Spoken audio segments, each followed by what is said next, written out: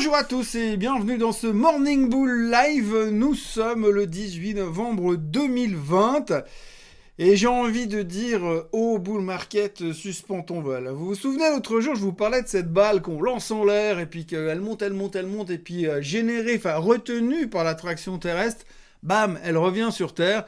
Et elle refait l'image un peu du marché qui va retomber. Alors là, on est un peu dans cette phase où on est parti en total pétage de plomb, où on a explosé à la hausse parce qu'on a un vaccin, parce que tout va aller de mieux en mieux, parce qu'on va partir en vacances en avril, en mai, en juin, en juillet, quand tout le monde sera vacciné. Et puis on se rend compte que finalement, la route qui nous attend ces prochains mois, c'est peut-être plutôt the highway to hell plutôt que une route assez tranquille où tout va bien se passer et que le Covid est toujours là. Et puis alors, accessoirement, mais plus personne ne parle du stimulus. Donc si on regarde simplement et rapidement les indices, hier il s'est pas passé grand chose, la plupart des indices terminent en baisse, sauf la France qui visiblement est immunisée déjà contre la baisse, pas contre le Covid.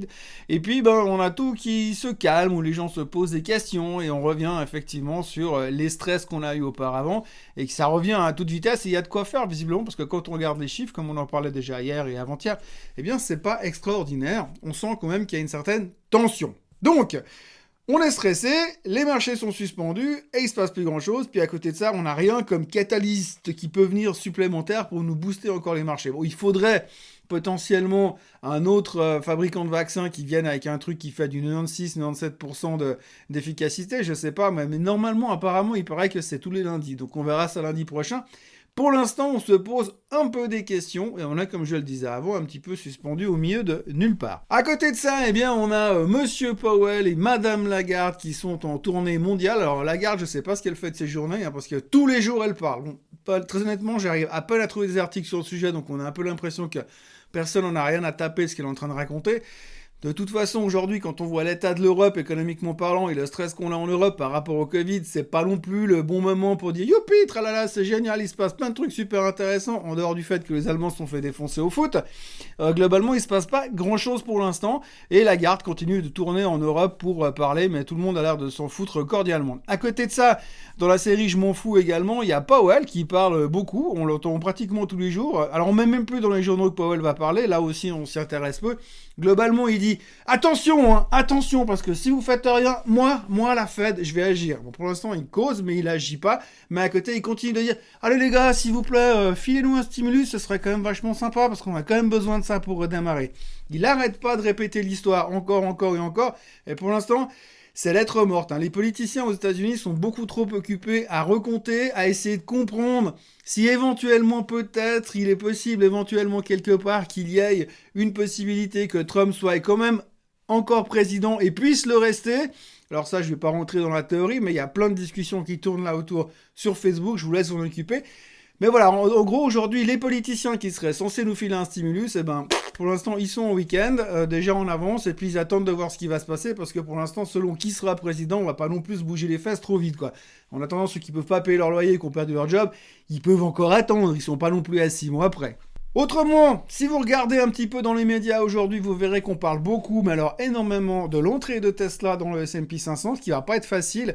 Donc le 21 décembre 2020, Tesla sera inclus dans le S&P 500. La seule problématique aujourd'hui, c'est que Tesla, c'est plus de 400 milliards de market cap, et qu'à côté de ces 400 milliards de market cap, il va falloir rentrer grosso modo, quand vous tenez compte de tous les fonds indiciels, de tous les ETF, etc., tous ceux qui vont devoir acheter du Tesla, on estime plus ou moins à 12-13% de la market cap de Tesla qui va devoir être achetée pour être intégrée dans le S&P 500. Alors il y a beaucoup de choses qui sont déjà pricées, évidemment, il y a certains de ces fonds qui ont certainement dû anticiper un tout petit peu, mais aujourd'hui on sait que ça ferait plus ou moins entre 45 et 55 milliards de dollars d'achats qui vont devoir aller sur Tesla. Et tout ça, il faudra intégrer ça dans le S&P 500. Donc ils sont en train de se poser, comme c'est la plus grosse introduction de l'histoire dans le S&P 500, ils sont en train de se demander si par hasard on va pas le faire en plusieurs tranches, parce que sinon ça risque d'être un petit peu le Muppet Show et très compliqué à gérer. Donc à surveiller attentivement, on va parler du sujet, mais par contre à côté de ça, il y a aussi pas mal de gens qui viennent pour dire qu'il sera bientôt temps de shorter Tesla. Alors perso, depuis le temps que j'y pense et depuis le nombre de fois que je me suis fait démonter sur l'histoire, peut-être que je vais attendre un tout petit peu. Une autre thématique qu'on ne doit pas oublier, c'est que là, on est en train de prendre conscience, après l'effet bonne nouvelle des vaccins Pfizer, BioNTech, Moderna, que ça va prendre du temps Ça va prendre du temps pour qu'on soit vacciné, ça va prendre du temps pour que ce médicament soit approuvé et que ces vaccins soient distribués sur la planète entière. On le sait, on a de la peine à estimer combien de temps, on a vu de premières estimations comme quoi ça serait réglé en avril-mai aux États-Unis. À suivre attentivement, évidemment que c'est eux qui seront les premiers bénéficiaires et pas l'Europe en premier. Mais tout le monde se prépare à recevoir les vaccins, tout le monde se prépare à vacciner. La question, c'est qui sera d'accord d'être vacciné. Mais en dehors de ça, ça va prendre du temps pour arriver à ça. Donc entre deux, on se retrouve dans une situation assez marrante, c'est-à-dire qu'on est mi-novembre, et puis on va dire que dans le meilleur des cas, fin avril, le monde sera plus ou moins bien vacciné, on va commencer à avoir un vrai effet. Donc décembre, janvier, février, mars, allez, 4 gros mois où on va se dire qu'est-ce qu'on fait maintenant, quelles sont les implications, quelles sont les conséquences derrière. Donc toute cette route-là va encore être vachement compliquée, sans compter qu'on a déjà pricé beaucoup de choses. Hier, il y avait un analyste qui parlait de Moderna, il disait maintenant il faut vendre, on a pricé le meilleur des meilleurs scénarios à l'intérieur de Moderna, il n'y a plus de raison de continuer. Donc si aujourd'hui on part du principe qu'on a tout pricé, que l'économie est là où on espère, enfin le marché représente l'économie où on espère qu'elle sera hypothétiquement dans 12 mois, on va faire quoi pendant 12 mois? Baisser pour attendre l'économie la rejoindre et finir de monter avec elle, ou alors attendre simplement suspendu là-haut en l'air, sachant qu'on n'a plus réellement de catalyse. Je vais un peu loin dans l'histoire, mais c'est vrai qu'aujourd'hui, on peut quand même se poser des questions. Il y a autre chose qu'il faut commencer à regarder. Dans l'hypothèse où Biden est vraiment confirmé comme président des États-Unis, regardez bien un monsieur qui s'appelle Michael Osterholm. Le monsieur là, sur la photo là, dans le coin. Alors lui, c'est l'advisor anti-Covid de Biden. Ce type-là est un épidémiologiste, donc on va pas remettre en question sa formation.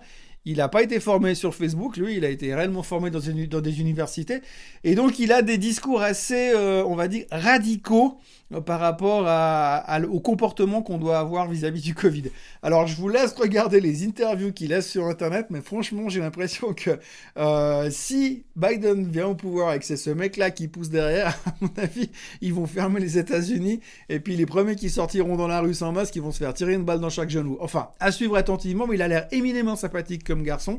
Franchement, ça promet de bien rigoler si c'est lui qui devient anti-Covid advisor définitivement sous Biden, pour autant que Biden soit élu, bla bla bla. Donc voilà, on en arrive gentiment aux idées du jour, ou à l'idée du jour. Globalement, vous l'aurez compris, je suis plutôt tendanciellement short. J'ai l'impression qu'on a vraiment de la peine à aller chercher plus haut, sauf nouvelle annonce spécifique, géniale et extraordinaire. Mais j'ai quand même l'impression que là, on a eu beaucoup de choses. Donc je suis plutôt tendanciellement short, surtout sur le CAC, parce que lui, il n'arrive pas à baisser. Donc par contre, le moment où il va baisser, il va se faire une journée à -2. Donc je pense que c'est un truc à surveiller. Pour ceux qui ont envie de jouer les shorts, toujours, je m'entête, désolé. Hein. Je ne vais pas changer le nom de l'émission pour Morning Bear Live, mais je suis quand même un petit peu prudent pour l'instant. Par contre, dans les idées à acheter pour le moyen long terme, il y en a une qui me titille. J'en ai déjà parlé la semaine passée où je me suis planté par rapport aux résultats. C'est Beyond Meat. Beyond Meat a donc raté son trimestre. Elle a perdu une vingtaine de % sur l'annonce la semaine dernière. Et puis, ce fabricant de viande artificielle, finalement, aujourd'hui, se retrouve sur des niveaux qui sont relativement intéressants. On voit très bien les niveaux de support sur le graphique aujourd'hui. Et puis, fondamentalement, si on regarde dans la philosophie dans laquelle on est en train de diriger au niveau de la santé alimentaire, au niveau du green, au niveau de tout ce qui est en train d'évoluer dans cette direction, elle a encore des belles années à vivre. Quand on regarde qu'ils ont signé un contrat encore hier pour développer du faux porc à manger en Chine, je pense qu'il y a encore un sacré potentiel. Ce que j'aime bien dans cette configuration, c'est que techniquement, elle est posée sur un support dans cette zone-là. Donc je me mettrai longue maintenant, mais avec une vision alors plutôt 6-12 mois. En fait, elle a beaucoup baissé ces derniers temps. Pourquoi ? Parce que finalement, les résultats durant la crise du Covid étaient pourris. Et les gens étaient déçus par rapport à ça. Mais si on va dans cette réflexion, il va se passer quoi ? Aujourd'hui, on va aller vers le mieux. Alors, soit on va avoir 3-4 mois difficiles encore, mais ensuite, on va avoir quoi ? On va avoir le vaccin qui arrive, les gens vont commencer à revivre normalement, et donc Beyond Meat devrait avoir un effet positif sur ses résultats et continuer à se développer comme il était prévu qu'elle le fasse avant. Voilà, donc à ce niveau-là, je serais plutôt enthousiaste. Alors, comme on est quand même dans des marchés un peu compliqués, si le support venait à casser, je préfère me couper à 100 dessous de 118 pour me dire, tant pis, on verra plus tard.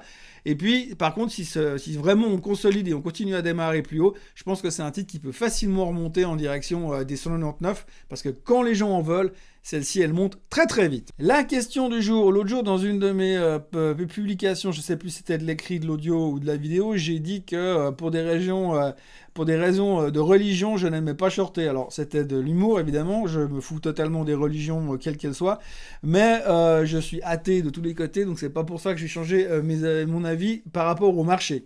Moi, quand je fais ce boulot-là, le but c'est de gagner de l'argent, enfin d'essayer d'en gagner en tout cas, et je n'ai pas d'autres considérations. Mais pourquoi j'aime pas shorter?